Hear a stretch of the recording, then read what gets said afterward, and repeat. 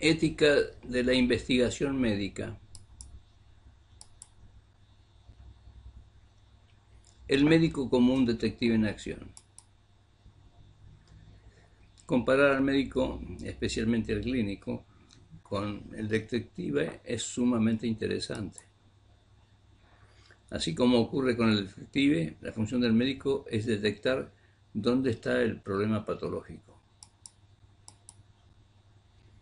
Sherlock Holmes, el más célebre detective de la ficción, que fue creado por un médico, Sir Arthur Conan Doyle, que se inspiró en su profesor de medicina, el cual lo estimuló por la lógica de sus razonamientos clínicos. Irving Copy, en Introducción a la Lógica, publicado por Eudeva, estudia el problema de la investigación científica y la compara con la función del detective y escribe los siguientes pasos. Primero, el problema. Por ejemplo, se ha cometido un crimen. Segundo, las hipótesis preliminares sobre quién lo cometió y cuál fue la motivación. Tercero, la reunión de los hechos adicionales, que es el estudio del lugar, la obra, de las personas relacionadas con el hecho, etc. Cuarto, la formulación de las hipótesis. Por ejemplo, el crimen lo cometió el mayordomo porque el occiso había descubierto que estaba sustrayendo dinero de su caja de seguridad. Quinto, la reunión de las consecuencias adicionales. Efectivamente, el mayordomo tenía fuertes deudas de juego. Sexto, la verificación de las consecuencias. Efectivamente, luego se comprobaron las fuentes de donde venían las amenazas del mayordomo. El médico comienza por el problema clínico. El problema clínico. Comienza por tomar conocimiento del problema médico del paciente. Siguiendo los pasos clásicos de la semiología clínica, cumple con la anamnesis, o sea, el interrogatorio, la inspección, la palpación, la ocultación, etc. Con esto recoge datos, el médico capta la problemática del paciente. Esta captación suele tener un carácter de conjunto gestáltico, en donde se destacan los datos de captación empírica, y entonces se llega al segundo paso, que es el de las hipótesis clínicas preliminares. En la mente del clínico aparecen una serie de conjeturas sobre cuál puede ser la enfermedad o lo que provoca el padecimiento del paciente. Y esto surge en función de la experiencia clínica del profesional, que cuanto más rica, mayores y más precisas serán las hipótesis clínicas. Tercer punto es la reunión de datos adicionales, que es toda la información que proviene de los estudios de laboratorio, imágenes, radiografías, electrocardiogramas, etc.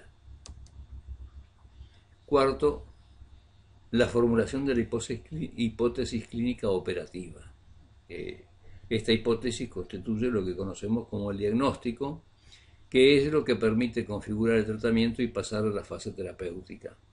Esta sería la hipótesis fuerte, el diagnóstico. Quinto, entramos en la fase terapéutica. Se entra entonces en la fase de tratamiento propiamente dicho, que constituye la etapa del accionar médico en procura de resolver el cuadro clínico del paciente, el padecimiento del paciente. Sexto es la respuesta clínica del paciente al tratamiento que está recibiendo constituye una etapa de nuevas hipótesis que se transforma en una fuente de aprendizaje para el médico. Esta constituye una fase de enriquecimiento recíproco tanto del médico como del paciente, especialmente cuando los resultados son exitosos. Los condicionantes éticos de todo este proceder están dados por algunos principios a tener en cuenta. Primero, el principio de primum non nocere, que se trata en el principio de no maleficencia, que significa como cosa principal no provocar daño. Segundo, por parte del profesional, efectuar un buen ejercicio de compromiso y responsabilidad. Tercero, sentir la satisfacción del descubrimiento. Cuarto, desarrollar también la satisfacción del enriquecimiento científico, ético y personal en cuanto a los valores humanos.